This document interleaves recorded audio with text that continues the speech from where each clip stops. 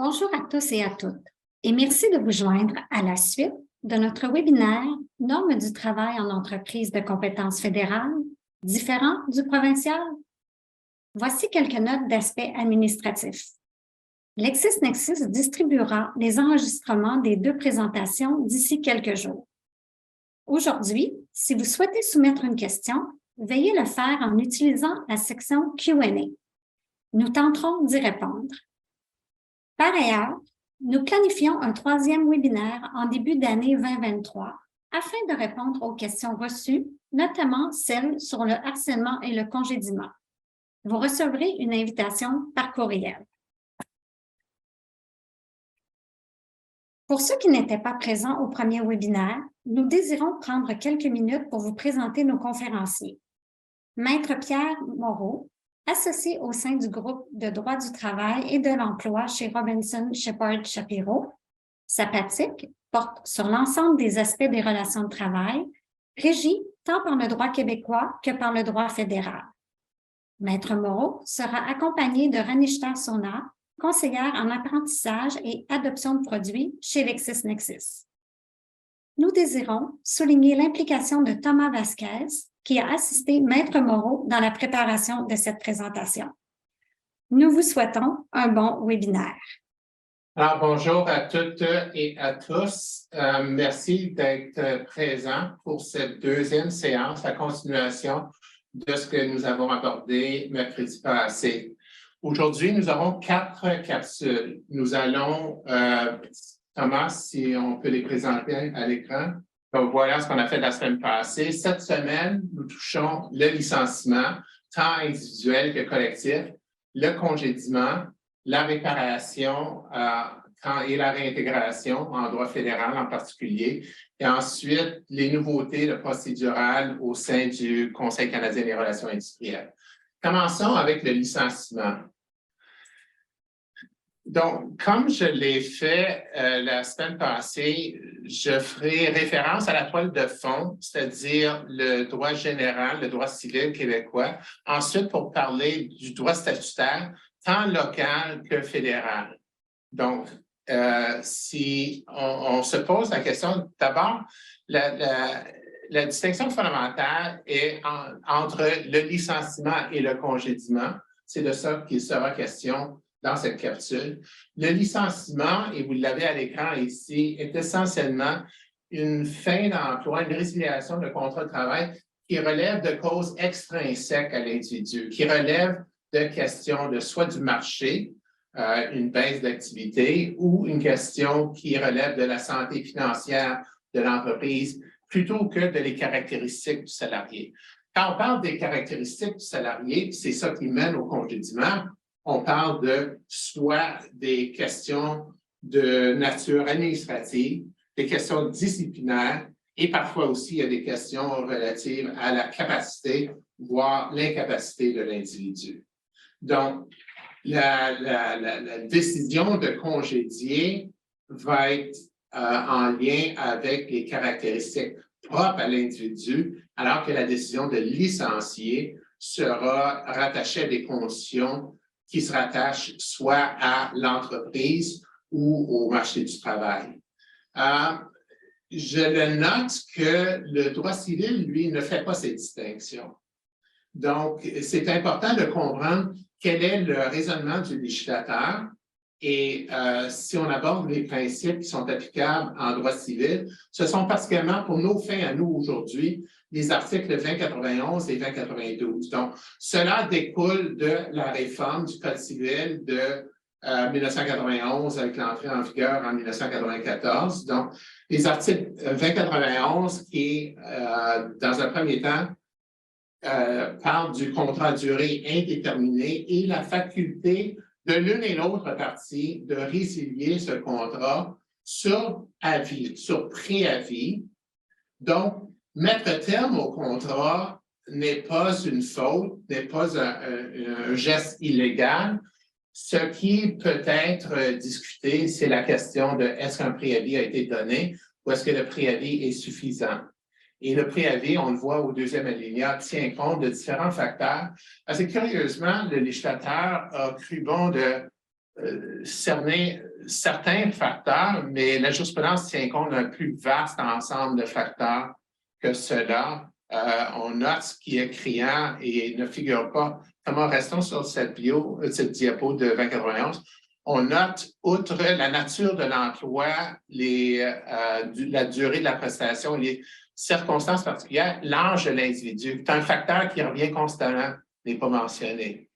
On verra à l'instant aussi, dans les circonstances particulières, il y a la trame factuelle qui mène à l'embauche ou l'acceptation de l'individu de se joindre à une entreprise.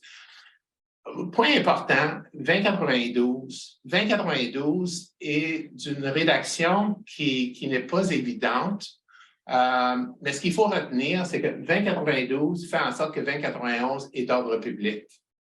L'individu ne peut pas renoncer d'avance au préavis qui est approprié ou d'une indemnisation en lien avec le préavis qui sera approprié. Il peut transiger lors d'une fin d'emploi sur ce que sera le préavis et l'indemnisation, mais il ne peut pas d'avance renoncer à ce qui sera approprié.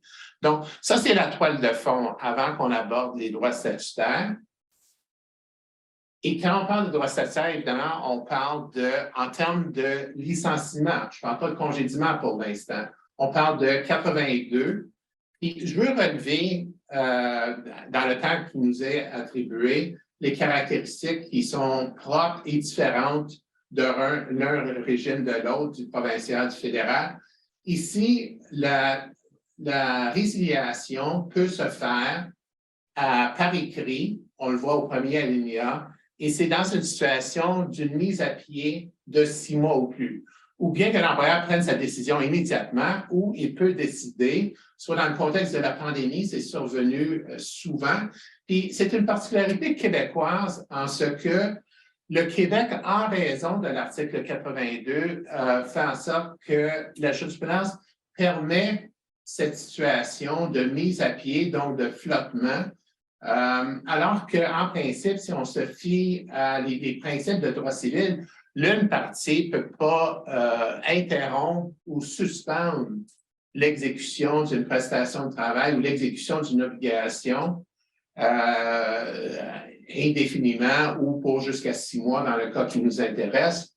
Mais, puis la Cour suprême en a discuté dans le cas Biakman, mais ici, le législateur l'a permis. Cela encore fait contraste avec ce qu'est la jurisprudence dans les juridictions de common law. Le deuxième alinéa donne le préavis qui est justifié eu égard au service continu de l'individu. Et il faut noter certaines exceptions. La première qui est générale et qui découle de l'article 3, en particulier dans les exclusions de l'article 3, on note la dernière exclusion, celle du cadre supérieur. Il y a d'autres exclusions qui sont plus spécifiques à l'article 82 qui figurent à 82.1. Donc, le préavis de 82 ou l'indemnisation ne s'appliquera pour le salarié qui a 3 mois ou moins, qui n'a pas 3 mois de service continu. Et ça vaut la peine de toutes les lire. Évidemment, pour le contrat de durée déterminée, ça va de soi que ça ne s'applique pas. Pour la faute grave, là, gardez ça en tête. Faute grave, c'est une notion qui est différente, on verra, de motif sérieux et cause juste et suffisante. Mais encore, faut-il la cerner. Et la dernière est celle de la force majeure.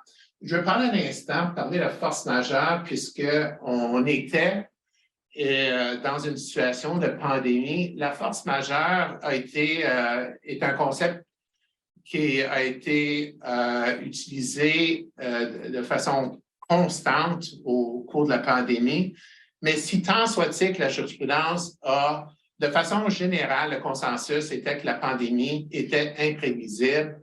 La jurisprudence aussi converge pour dire que cette situation n'était pas irrésistible. Et ce qu'il faut retenir, ça figure dans une cause que je cite dans la jurisprudence au soutien de Desgagnés, groupe Desgagnés et Nadeau, le fait que c'est plus difficile de payer une indemnité de départ ne constitue pas une situation de force majeure. Donc, difficulté n'est pas synonyme d'impossibilité. Donc, il faut se souvenir de ça lorsque la défense de force majeure est invoquée. Tournons-nous maintenant vers le fédéral. Avant qu'on le fasse, je veux juste souligner que c'est autant vrai du provincial que du fédéral. L'exception du 3 mois ne dispense pas l'employeur de donner le préavis approprié, eu égard aux principes de 2091 et 2092. Le juge Bernard Simonotte l'a très bien énoncé dans une affaire récente qui est à l'écran en ce moment de Blanchette et Fabrique la paroisse Notre-Dame de Montréal. Et d'autre part, dans un jugement qui est sorti le mois passé, le juge Jeffrey Edwards, dans une affaire qui s'appelle Adida, qui, dans les références que je donne à la fin de cette capsule, c'était un salarié qui avait que 2 mois et demi. L'employeur offrait une indemnité d'1 mois. Le juge Edwards a attribué une indemnité de départ ou un lieu de préavis de 8 mois, tenant compte du service antérieur parce que le salarié avait été activement sollicité par l'employeur. Adida, le juge Edwards, Cour supérieure rendu en octobre de cette année. Je tourne maintenant vers le fédéral. Le fédéral, il y a 2 articles dont il faut tenir compte, 230 et 235. Encore ici, il y a des exceptions. Congédiement justifié est une exception. 3 mois ou moins de service continu. Puis ici, le préavis est de 2 semaines, mais ce qui est particulier du fédéral, c'est la conjugaison de 230 et 235. Il y a un préavis qui doit être indemnisé s'il n'a pas été donné. Et si le salarié a 1 an ou plus de service continu, il y a en sus du préavis, il y a un 2 jours par année de service qui vient s'ajouter. On continue, Thomas. Parlons maintenant du licenciement collectif. Et j'en prendrai quelques instants seulement. La différence est notable entre le fédéral et le provincial. Au provincial, le licenciement collectif est lorsque la mise à pied touche 10 salariés ou plus du même établissement sur une période de 2 mois consécutifs, alors qu'au fédéral, on va voir que c'est 50. Ici, on a les exclusions. Encore, il y a cette notion de 3 mois qui revient. Puis si on se tourne vers le fédéral, comment on voit ici, vous l'avez à l'écran, c'est le seuil est de 50 employés ou plus. Par ailleurs, alors que au provincial, on parle de 8 semaines, lorsqu'on parle de 10 employés ou plus, 8 semaines d'indemnisation. Ici, on parle d'un 16 semaines d'indemnisation. Donc, il faut faire attention, les différences en termes de licenciement collectif sont appréciables entre le provincial et le fédéral. Il y a toute la question de création d'un comité de remplacement dans l'un et l'autre régime, là, je passe par-dessus. Donc, voilà, je pense, pour cette capsule, pour vous donner une idée de les différences. Encore, je vous rappelle que la jurisprudence que je mentionne figure à la fin de la capsule, ainsi que les références aux fascicules pertinents du jury classeur. Passons maintenant à la question du congédiement injuste. Donc, congédiement injuste, congédiement sans cause justifiante, ce sont des concepts qui s'apparentent. Puis là, il faut regarder d'abord en droit général québécois, ensuite on regardera en droit statutaire. Donc, Code civil 2094, c'est la notion de motif sérieux. Donc, motif sérieux s'applique et je mets de côté les notions de licenciement et congédiement pour l'instant. Motif sérieux s'applique lorsque l'employeur veut être dispensé de donner le préavis ou de l'indemniser au sens de 2091-2092. Donc, les tribunaux sont très difficiles quant à la détermination de motifs sérieux. Donc, c'est soit une gradation de faute ou une faute de la nature d'un vol ou d'une fraude qui touche l'essence même du contrat de travail. Le contrat de travail est basé, dans son essence, sur une relation de confiance. On verra dans le secteur bancaire que ce critère revient tout le temps, mais dans tout contrat de travail, il faut qu'il y ait une relation de confiance à divers degrés. Une chose qu'il faut noter, c'est qu'il y a ou il n'y a pas motif sérieux, il y a ou il n'y a pas cause juste. Puis s'il n'y a pas, à ce moment-là, il faut donner le préavis et l'indemniser. Si vous avez besoin d'autorité pour soutenir ce point que je viens de mentionner, vous voyez en bas d'écran l'affaire québécoise de la Cour d'appel qui date un peu maintenant de Maheu-Noiseux de 1998. La Cour suprême, dans une cause qui provenait d'une juridiction de common law de la Nouvelle-Écosse, a mentionné aussi qu'en anglais, le concept qui a été avancé, le concept de near cause, presque cause. Mais la Cour suprême a rejeté ce concept, comme l'avait fait la Cour d'appel du Québec antérieurement. Donc, c'est binaire. Un peu comme en matière fiscale, on est dans la case, on n'est pas dans la case. Tournons-nous maintenant vers le droit statutaire. Au provincial 124, il y a des conditions d'exercice du recours. On note en particulier, pour faire le contraste avec le fédéral, provincial, 2 ans de service continu, fédéral à 240, comme on va le voir, c'est 1 an. Il y a le concept ici d'avoir été congédié, que vous voyez à la 2e ligne de 124. Congédié s'oppose à licenciement.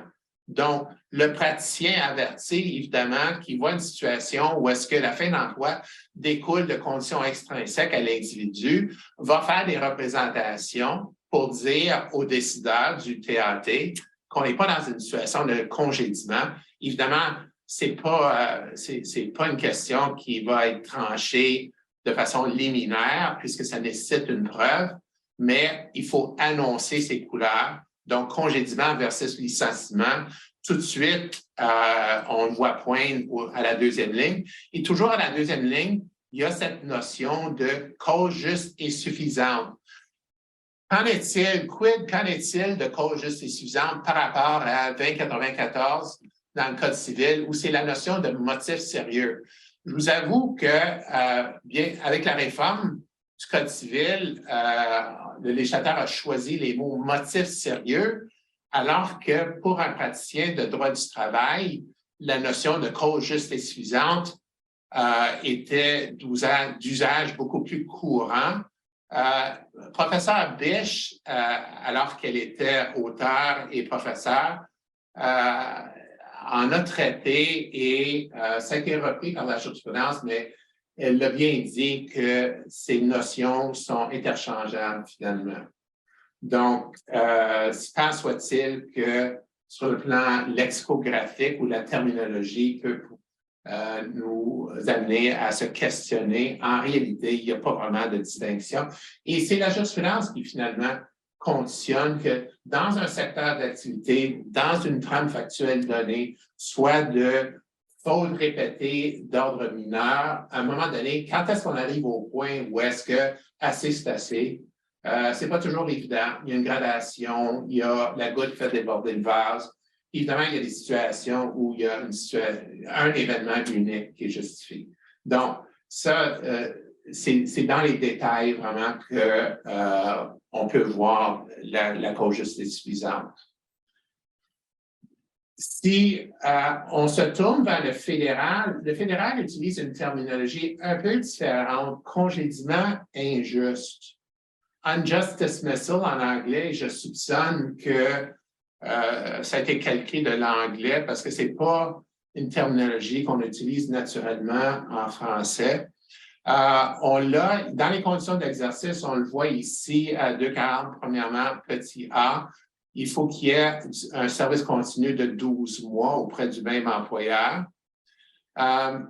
Il y a la notion de licenciement versus congédiement est reflétée dans le langage qui est utilisé en bas d'écran 242 3.1, alors que ici, la compétence du Conseil va s'éteindre une fois que le Conseil canadien en vient à la conclusion que la trame factuelle démontre que la personne, si on regarde petit a, que le plaignant a été licencié en raison d'un manque de travail ou suppression de poste. Donc, c'est la même notion qu'on a vue d'entrée de jeu lorsque on regardait la différence entre licenciement et congédiement, une situation économique rattachée à l'entreprise, rattachée à l'industrie, qui n'a rien à voir avec l'individu.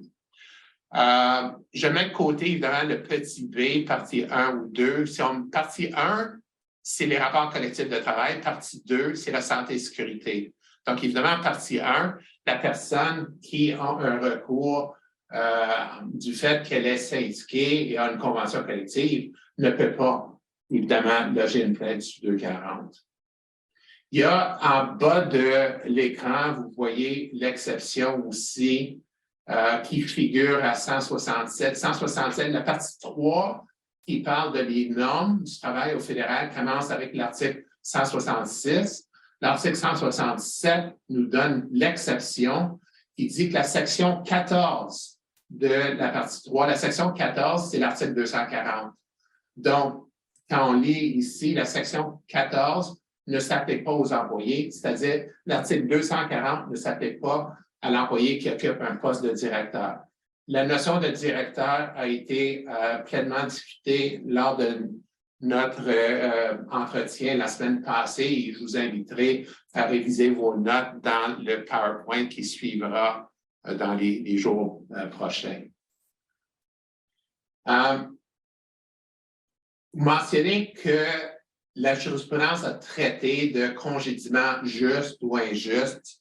Il y a cette affaire de Bell Canada contre Allé, Cour d'appel fédérale, qui donne un paquet de qualificatifs que c'est utile, c'est pas utile. Parce que, comme je vous l'ai dit un peu plus tôt, c'est dans les détails, c'est la jurisprudence qui va nous dire.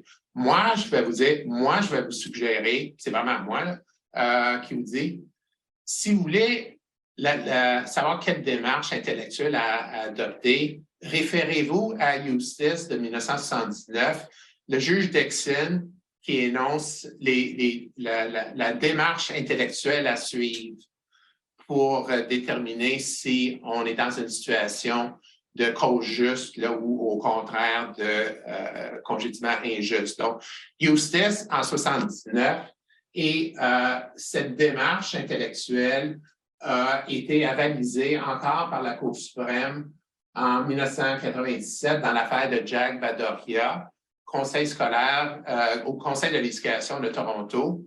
Je dis c'est l'affaire Jack Badoria. M. Badoria, qui avait été politicien et il était un administrateur au Conseil de l'éducation de Toronto, avait eu un comportement très inapproprié et avait fait l'objet d'un congédiement. Et c'est les juges Corey qui a rendu les motifs pour la majorité. La juge Leroux-Dubé a rendu aussi les motifs. Les deux auteurs, Corey comme Leroux-Dubé, réitèrent et citent avec approbation les critères de 79 dans Justice. Donc,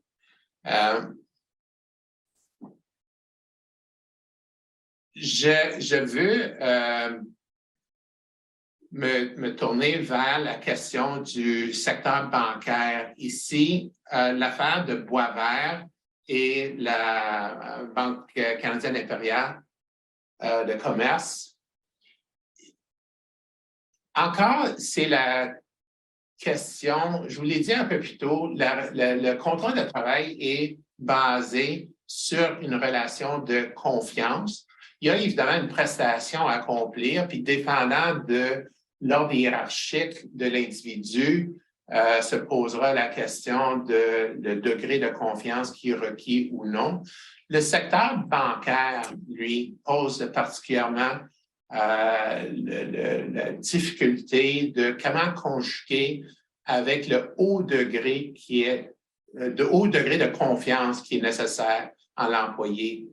Puis ici, le problème qui se posait et qui a été discuté par la Cour fédérale, c'est que ce n'est pas nécessaire que le préjudice ait lieu.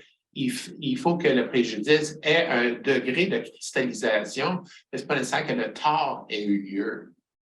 il y a beaucoup de jurisprudences qui ont traité de le lien de confiance qui est requis.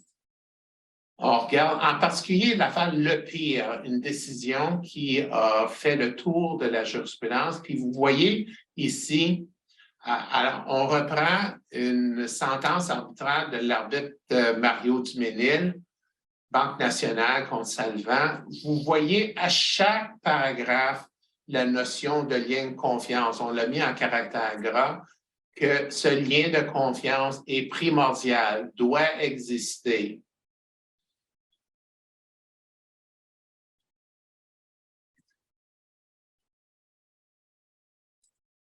Donc, et cela fait en sorte, si on fait la conjugaison avec l'affaire Boisvert, c'est pas nécessaire que le préjudice s'actualise, mais il faut que, de façon réelle, on se rende compte que le lien de confiance est rompu pour mettre terme pour cause dans le secteur bancaire.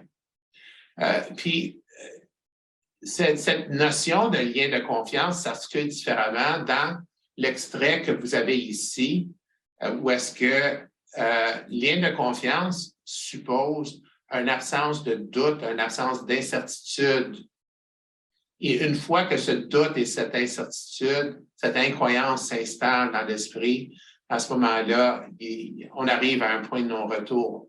Mais je veux quand même vous souligner les propos du juge Mark Schrager dans une affaire qui, assez curieusement, c'est marqué AZEF. C'est AZEF et Bobro, deux salariés qui étaient soupçonnés, c'était deux conseillers en investissement pour Wood Gundy. C'est marqué marché mondial CIBC, mais c'est Wood Gundy. Donc, c'était deux congédiements. Ça a mené à 224. C'était Pierre Flageol qui était le juge à la Commission des relations de travail.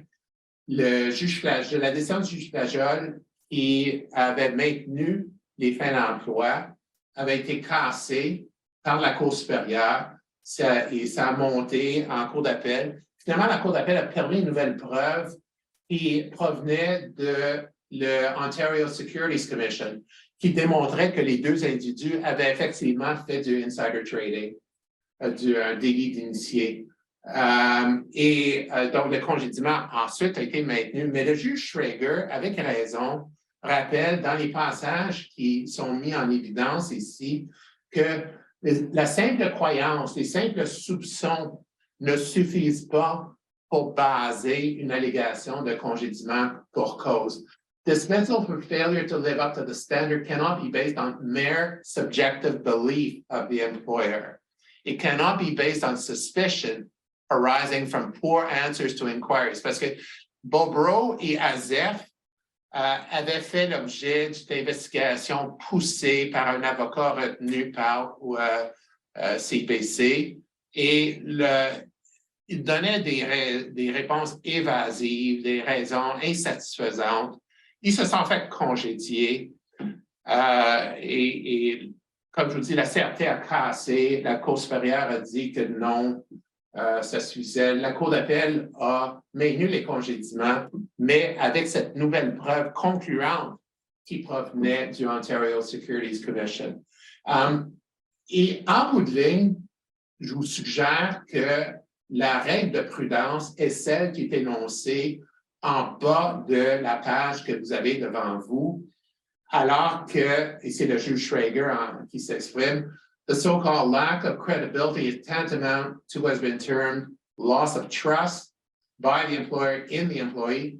It is grounds to terminate the contract of employment, but it is not just cause to terminate without notice or the monetary equivalent of such notice. Donc, pour reprendre en français, ce que dit le juge Schrager, c'est que cette perte de confiance en soi ne constitue pas cause juste et suffisante en l'absence, les soupçons ne constituent pas cause juste et suffisante.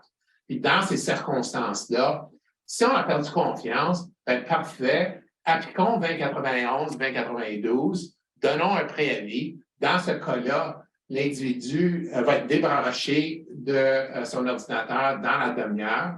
puis on va l'amener à l'ordinateur, puis on va y payer un package. Ça finit là.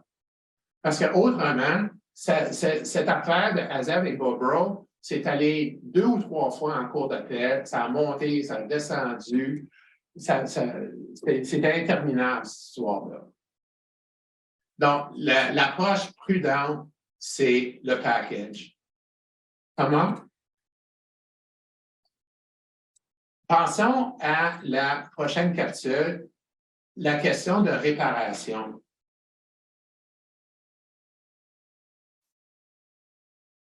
Donc, d'abord, le droit général, ensuite, le droit statutaire. Le droit général, puis là, j'y vais très rapidement parce que ce n'est pas vraiment ça qui nous intéresse, mais c'est une toile de fond qui est nécessaire. Ça commence en 1934. Le juge Rinfret, Dupré-Quarries, il dit que l'exécution spécifique, la réintégration, n'est pas une option viable parce que le contrat de louage de service est un contrat intuitu personnel. Donc, c'est une relation personnelle entre l'employeur et son employé, et qu'à ce moment-là, si la personne est remerciée, on ne peut pas envisager de la réintégrer. C'est des dommages en lieu qui seront la solution appropriée eu égard aux circonstances. Donc, 1934, juge Rinfret, Cour suprême du Canada. L'idée chemine en raison beaucoup de Mme la professeure Marie-France Biche, qui dit que ce concept intuitu personnel dans l'entreprise moderne s'est étiolé, qu'en réalité, ce que l'employeur veut, c'est une personne pour exécuter des fonctions, puis elle est interchangeable avec une autre personne. Donc, à ce moment-là, pourquoi pas envisager un des remèdes ordinaires en matière contractuelle, qui est l'exécution spécifique. Cette idée a été acceptée, mais pas appliquée, par le juge Vallerand dans la deuxième référence que vous avez à l'écran, dans Rock Forest contre Gosselin, se basant largement sur les propos de Mme la professeure Biche. Et Mme la professeure Biche a réitéré sa position et ça avait un certain élan, dirais-je, mais ce qui est intéressant, c'est que la juge Biche a changé sa position, d'une part, pour 2 raisons. Elle était rendue juge, mais aussi parce qu'il y avait un nouveau code civil. Puis, les propos de la juge Biche sont clairs que le nouveau code civil, avec la facture de 2091 et 2092, exclut la possibilité d'une réintégration. Donc, ça, c'était en 2014. Ça a été repris dans d'autres jugements de la Cour supérieure. Et assez curieusement, par contre, l'idée renaît en quelque sorte. Le juge Marc Saint-Pierre, dans une affaire qui impliquait le groupe Roson, où un cadre intermédiaire du nom de Gloutenay a été remercié. Et Gloutenay a fait une preuve à l'effet qu'on lui avait promis un emploi à vie. Comme ça, le juge Saint-Pierre a dit « Parfait, emploi à vie, j'ordonne la réintégration ». Puis il a réservé compétence pour régler. C'est un peu comme s'il était un arbitre, ce qui correspond d'ailleurs à son champ de pratique avant d'accéder à la magistrature. Et faut-il se surprendre, cette affaire de Roson est maintenant devant la Cour d'appel. Donc, c'est un développement à suivre. Est-ce que ça va être maintenu ou non?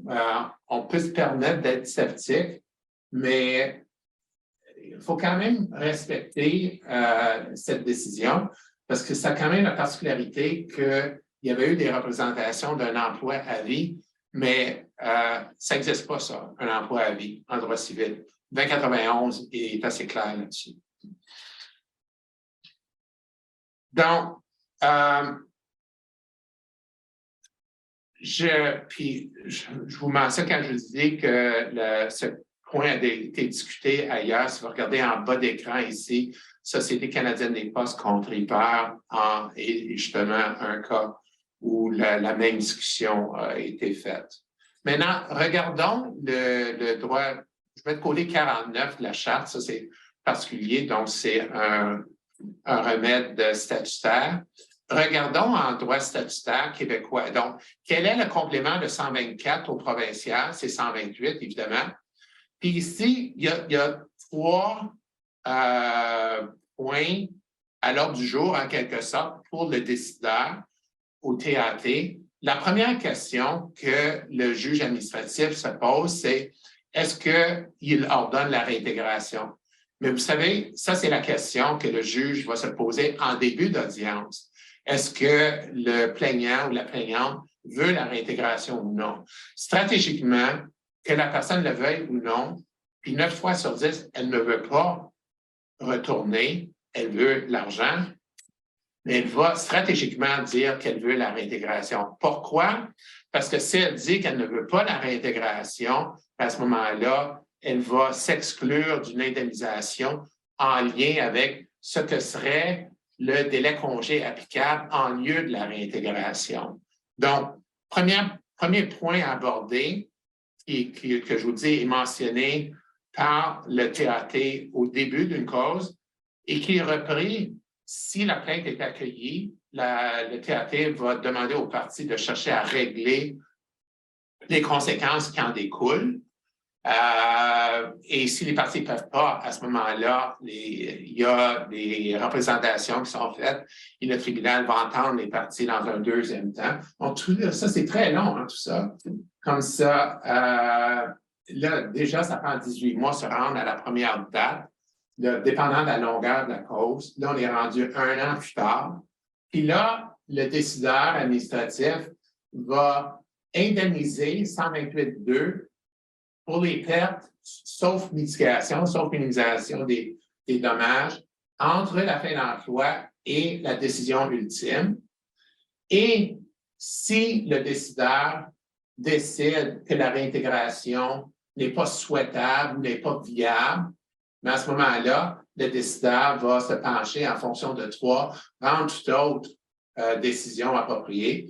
Donc, ça veut dire l'indemnité en lieu de la réintégration. Ça veut dire dommages moraux, dommages punitifs, lettres pour un employeur futur, etc.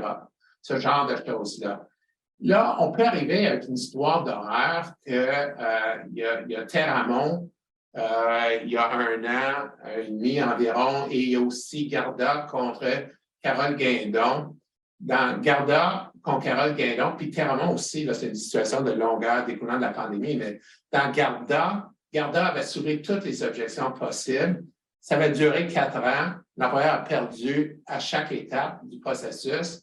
Ça lui a coûté 800 000 en bout de ligne. Donc, c'est un processus qui a ses frais, disons. Cette question de réintégration, la Cour d'appel a dit que, comme le législateur l'a mis comme le premier remède, c'est le remède qui est privilégié par le législateur. Mais je vous le mentionne parce que là, on parle de les ressemblances et dissemblances avec le fédéral, mais le gros point qui est une préoccupation pour les employeurs, c'est 128.2, l'indemnité entre la fin d'emploi et la décision ultime. Comment? On regarde du côté fédéral, 242, quatrièmement, on voit que c'est similaire, mais c'est rédigé pas dans le même ordre. Puis là, je pose la question, qu'est-ce que ça veut dire que le Parlement canadien ait décidé que la réintégration n'est pas le premier des remèdes qui doit être considéré par le tribunal, en l'occurrence ici le Conseil canadien. Mais là, c'est une discussion qui n'est pas juste académique. Ça a d'ailleurs fait l'objet d'un arrêt de la Cour suprême du Canada, l'affaire Wilson contre Énergie atomique du Canada.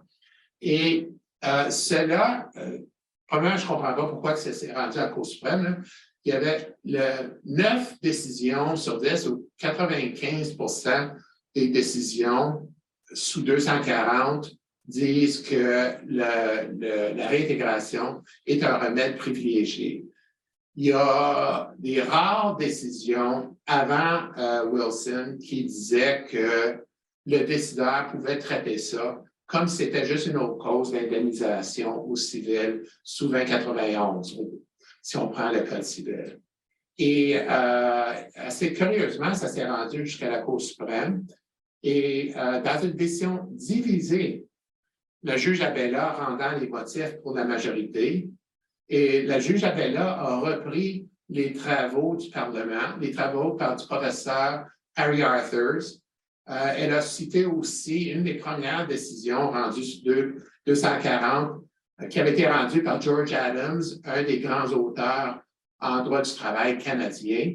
Et il est clair que ce que le Parlement canadien a voulu faire avec la partie 3, c'est de répliquer un des remèdes qui est possible sur la partie 1, la réintégration.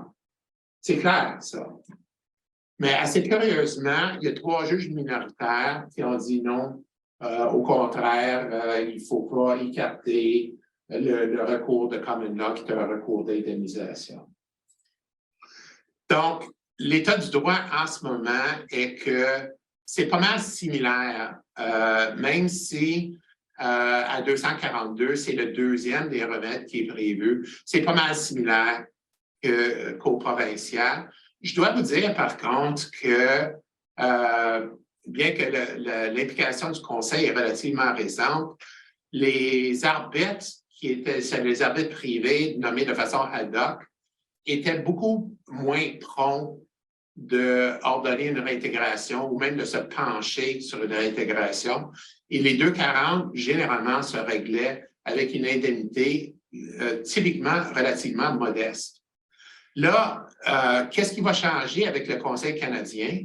On va parler un peu de la procédure du Conseil dans quelques instants, mais je soupçonne que la réflexion, la pensée sur la réintégration va être reprise. Il va y avoir une discussion de l'application de Wilson. Je ne pense pas que ça va se rendre de nouveau à la Cour suprême. C'est trop pointu comme sujet. Ça m'apparaît tellement évident que la réintégration est un remède, peut-être pas le premier, mais certainement privilégié au fédéral. Il y a une décision que je m'en voudrais de ne pas porter à votre attention, qui est intéressante à plusieurs égards. Parce que bien que maintenant, on va le voir dans quelques minutes, c'est le Conseil canadien qui entend et tranche les 240. Il y a un cas ici du Canadien Pacifique, le cas de Steve Szabo, où le Conseil canadien a donné un mandat à l'extérieur à Mark Asbell. Mark est un ancien président du Conseil des relations de travail de l'Alberta, qui est maintenant en pratique privée. Il a été chargé de rendre un jugement dans ce cas et il a traité de comment traiter d'une non-réintégration. Puis, c'est d'une lecture obligatoire, à mon sens, cette décision, parce que Asbell reprend une idée qui avait déjà cours en rapport collectif dans les décisions arbitrales québécoises, mais ontariennes. En Ontario, il y avait eu une décision de Haviland où l'arbitre avait dit que la perte de la sécurité relative d'une réintégration dans un contexte de rapport collectif de travail supposait une majoration de 15 de plus dans l'indemnisation que ce que la personne recevrait autrement dans le droit civil. La démarche de Asbell dans cette affaire-ci du CP et Szabo est un peu différente. Il regarde, il dit qu'il faut prendre un modèle économique, il faut regarder, c'est un salarié qui avait des relations tendues avec son employeur. Il s'était réciproque, il n'y avait pas d'amour entre les parties ici. Salarié avec 11 ans, et c'est un salarié où est-ce qu'on pouvait dire que c'était écrit dans le ciel qu'il ne se rendrait pas jusqu'à 65 ans. Il était de un âge qui avançait et Asbell, je pense qu'il a décidé 16 mois de délai congé. ultimement. Puis, donc, c'est intéressant parce qu'il dit, il regarde quel est le profil de l'individu. Est-ce qu'il va se rendre jusqu'à sa retraite? Premièrement, ça, ce genre de raisonnement, c'est correct quand on parle du CP, mais si on parle d'une compagnie de camionnage, je ne suis pas sûr que le même genre de raisonnement va s'appliquer. C'est vrai pour un employeur où est-ce que s'il réintègre, l'employé peut être déplacé dans un autre département en raison de la taille, de l'envergure de l'entreprise. Puis ici, je vous le rappelle, service continu de 11 ans, donc correct, mais pas extraordinaire, et relation tendue avec l'employeur. Il a quand même attribué un délai congé de 16 mois, et plus, même si on prend un mois par année de service, qui n'est même pas applicable, ce n'était pas un cadre, encore moins un cadre supérieur. Donc, 16 pour 11 ans de service continu, c'est riche comme indemnité, mais on voit que le décideur tient compte de la perte de la sécurité relative. Donc, et ce qu'il fait ensuite, c'est pour le calcul, l'aspect purement quantum ou comptable, il renvoie ça à l'agent du conseil chargé du dossier. Ça, en passant, c'était une mécanique qui n'était pas possible quand les dossiers allaient aux arbitres ad hoc. Je passe maintenant à la dernière capsule et je veux vous souligner, il y a 2 points que je veux vous souligner. D'abord, maintenant, la compétence pour l'adjudication des 240 est passée des arbitres ad hoc au Conseil canadien. Cela découle de la législation que vous avez à l'écran, particulièrement ici la législation de 2017 entrée en vigueur en 2019.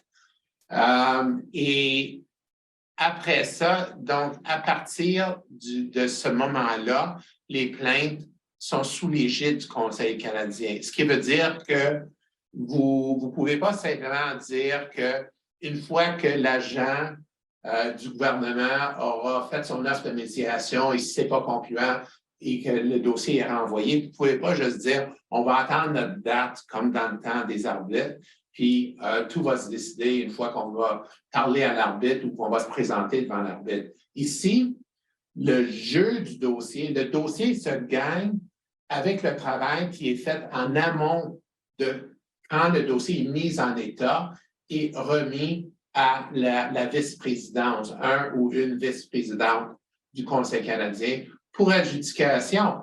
Donc, il y a un changement fondamental.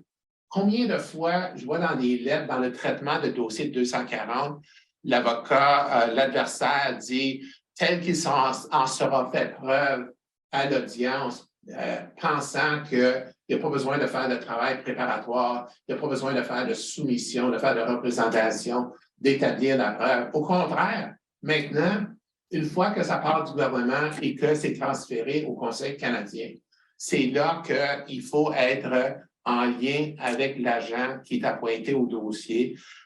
Il y a un échéancier qui est fixé où est-ce que les parties vont établir leur représentation tant sur les faits que sur les points de droit à faire valoir. Ici, il le faut aussi la jurisprudence. Généralement, la question de les représentations, tant factuelles que de droit sur représentation, sont réservées dans un deuxième temps, mais il faut tout rentrer sur papier. Donc, on fonctionne dans la partie 3 sur 240, comme on fonctionne avec le Conseil canadien sous la partie 1 dans tout ce qui est rapport collectif de travail. Thomas? Je mentionne aussi qu'il y a eu un autre changement avec cette loi de 2018 où est-ce que la personne qui était chargée du dossier, l'inspecteur au gouvernement du Canada, est maintenant un chef de conformité d'application du programme de travail d'emploi. Quelques statistiques et quelques graphiques ici, et ce sont des graphiques qui proviennent du rapport annuel du Conseil canadien. Donc, pour l'exercice qui s'est terminé à la fin mars de l'année passée, vous voyez que dans les dossiers que le Conseil traite sous la partie 3, c'est les congédiements injustes, c'est les 240 qui occupent le volume, leurs activités. Recouvrement du salaire, ça, c'est banal, c'est simple, puis il n'y en a pas tant que ça. Il y a les dossiers de représailles que je vous avoue que là, en ce moment, mon collègue Thomas et moi, on est en lien avec le conseil. On essaie de mieux comprendre cette ventilation pour comprendre la nature des dossiers. Puis peut-être dans une présentation ultérieure, on pourra vous revenir là-dessus. Mais on voit, ce qui est important ici, c'est que c'est les 240 qui occupent le conseil. Autre diapo intéressante ici, c'est la ventilation par secteur d'activité. Puis les 3 gros secteurs, les 3 gros clients du Conseil canadien, camionnage, Première Nation, puis les banques. Et on se souviendra la semaine passée, le camionnage, on a parlé du problème là, de l'entrepreneur dépendant, le owner-operator, que c'est une grosse question. Mais ça, là, c'est beaucoup de faits. Il faut rentrer les faits par écrit. On ne peut pas juste dire, j'en ferai la preuve plus tard. Puis, vous noterez que le Conseil, à l'article 16.1, a la faculté de rendre jugement. C'est confirmé dans sa loi constitutive qu'elle peut rendre jugement sur dossier sans tenir d'audience. Et la jurisprudence de la Cour d'appel fédérale a confirmé que même des questions de crédibilité peuvent être tranchées sur dossier. Ça, je vous avoue que nos collègues civilistes sont mal à l'aise avec cela. Donc, important de garder en tête, tenue des audiences exceptionnelles, il faut le demander, il faut démontrer que justice ne sera pas rendue à moins d'avoir une audience devant le ou la vice-présidente. Parce qu'en principe, prenez pour acquis que votre dossier va être décidé sur dossier. Votre dossier va être décidé sur dossier. Il va être décidé sur les représentations qui seront faites avant que le dossier soit déclaré comme étant complet et remis à la vice-présidence. Maintenant, dernier point sur lequel je veux vous entretenir et qu'on s'est posé, c'est qu'en est-il de l'attitude du Conseil canadien par rapport à, sur une question donnée, la jurisprudence qui a évolué sous 240, sous l'égide de les arbitres ad hoc. En 2 mots, le Conseil canadien reprend et utilise avec approbation, lorsqu'une question a été décidée, le Conseil va utiliser la jurisprudence qui a été développée par les arbitres. Le Conseil va utiliser la jurisprudence qui a été développée par les tribunaux aussi. Et le Conseil, la particularité, c'est là où le changement de perspective du plaideur rentre en ligne de compte, c'est que le décideur va regarder sa propre jurisprudence.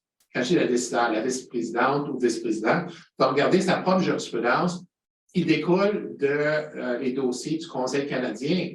Donc, par exemple, la notion de directeur qui est à l'article 3, comme à l'article 167, mais la notion de directeur est appliquée dans la partie 1. Il y a une jurisprudence qui s'est développée par le Conseil canadien. Donc, ça va de soi que le Conseil canadien connaît sa jurisprudence. C'est un tribunal instruit et va appliquer sa propre jurisprudence. Donc, vous, comme praticien, il est de votre devoir de maîtriser pas juste les précédents sous 240, pas juste les précédents judiciaires, mais regarder quels sont les précédents de façon horizontale dans l'application du Code canadien. Je pense que cela termine ma présentation dans le temps qui nous est alloué. Maintenant, ne quittez pas.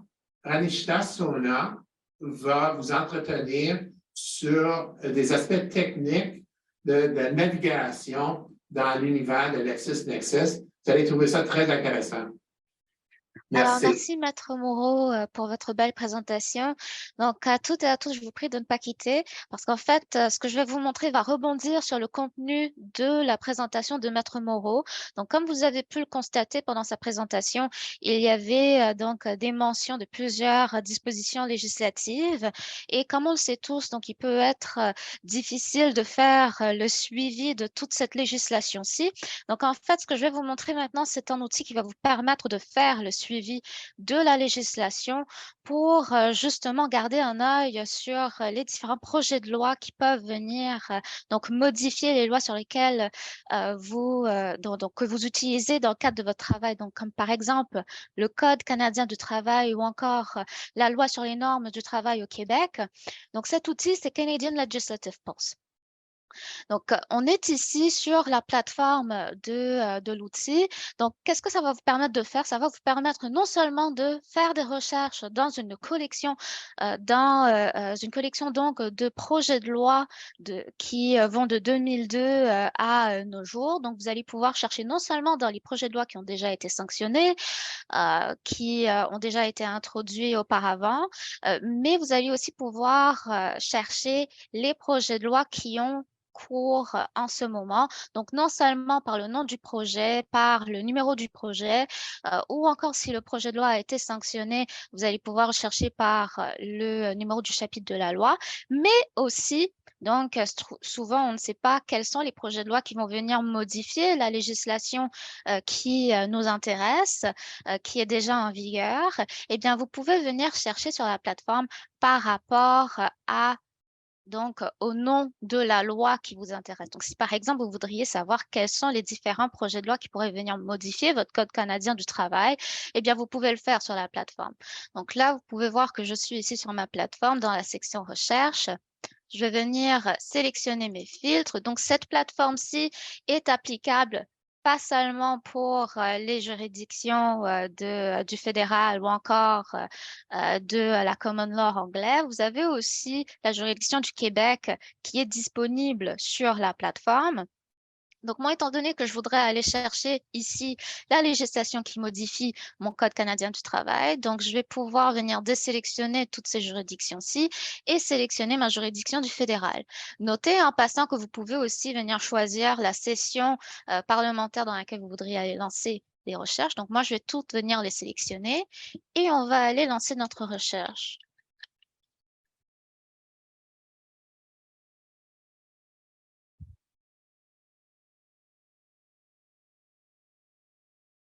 Donc là, vous pouvez voir ici ma liste de résultats qui est classée par rapport à la session parlementaire et les différents projets de loi qui sont classés par rapport au numéro du projet. Donc, je vais descendre à la 42e session pour venir vous montrer justement le projet de loi C44 qui a été mentionné dans la présentation de Maître Moreau. Donc, ici, vous pouvez voir les différentes étapes qui ont été prises pour cette législation-ci avant qu'elle soit sanctionnée. Donc, si vous voudriez aller voir le texte du projet de loi, il suffit de cliquer sur les dates en bleu qui vous permettent en fait d'accéder à des hyperliens pour aller chercher le texte du projet. Donc là, lorsque je vais venir cliquer dessus, ça devrait pouvoir. Donc là, vous pouvez le voir ici, mon PDF qui s'affiche à l'écran et qui va nous donner donc le texte du projet de loi tel qu'il est donné sur le site du gouvernement fédéral. Donc là, j'ai mon texte avec ma version anglaise et ma version française du projet. Donc, je reviens ici sur ma plateforme. Donc, ce n'est pas la seule façon, en fait, dont vous pouvez utiliser la plateforme. L'autre avantage de cette plateforme-ci, c'est qu'elle vous permet de créer des alertes, en fait, pour recevoir des notifications par courriel lorsque il y a un nouveau projet de loi qui sort qui peut venir modifier votre législation. Donc, comment est-ce qu'on fait pour faire ça, par exemple? Eh bien, on va venir cliquer sur More dans la barre d'outils pour pouvoir accéder donc aux outils de notification.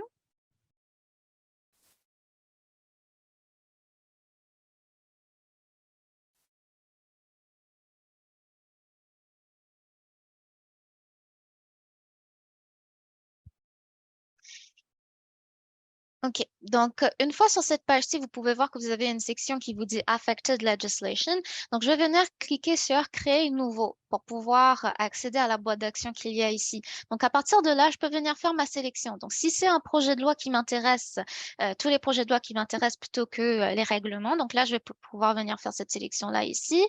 Disons que je voudrais venir surveiller tout projet de loi qui pourrait venir modifier la loi sur les normes du travail. Donc, je vais venir cliquer sur Québec pour sélectionner ma juridiction. Et là, je vais taper Act Respecting.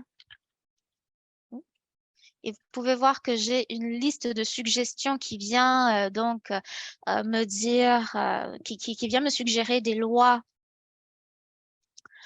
correspondant. Donc là, je peux retrouver ici ma loi sur les normes du travail. Je vais venir la sélectionner. Il me suffit de venir cliquer ensuite sur Save. Et là, je vais pouvoir recevoir automatiquement par courriel mes notifications. Donc, ce n'est pas la seule alerte que vous pouvez créer aussi sur la plateforme. Il y en a d'autres. Donc, par exemple, vous pouvez en créer sur des projets de loi spécifiques si vous voulez recevoir des notifications chaque fois que le projet passe à la prochaine étape, à la prochaine lecture. Ou encore, vous pouvez donc demander à la plateforme de vous envoyer un rapport hebdomadaire qui vous donnera donc un résumé de tous les projets de loi qui sont en cours ou encore qui ont été introduits au cours de la semaine pour les différentes juridictions. Donc, ça conclut ce que je voulais vous montrer sur la plateforme. Je laisse maintenant la place aux questions. Merci de votre attention.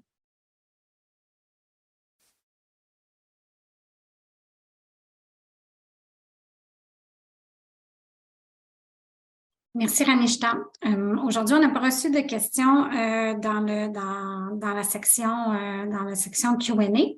Donc, étant donné que nous avons dépassé le temps, donc nous allons mettre fin au webinaire. Cependant, si vous avez des questions, vous pourrez communiquer avec nous et nous les transmettrons à M. Moreau. Ou encore, dans les prochains jours, vous allez recevoir un courriel de suivi avec l'enregistrement et ainsi que la présentation. Et à ce moment-là, vous pourrez également nous poser des questions.